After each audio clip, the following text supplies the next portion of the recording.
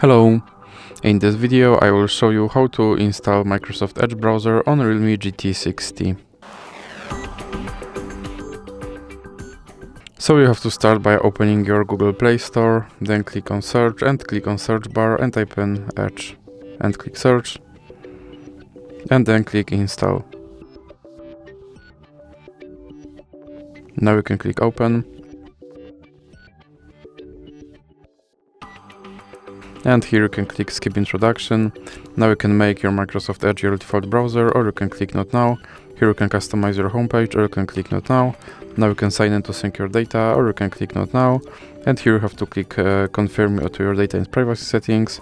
And now you can try out Copilot, or you can just click start browsing. And now your Microsoft Edge is installed and is ready to use. So that's it for this video. If you liked it, please remember to leave like and subscribe.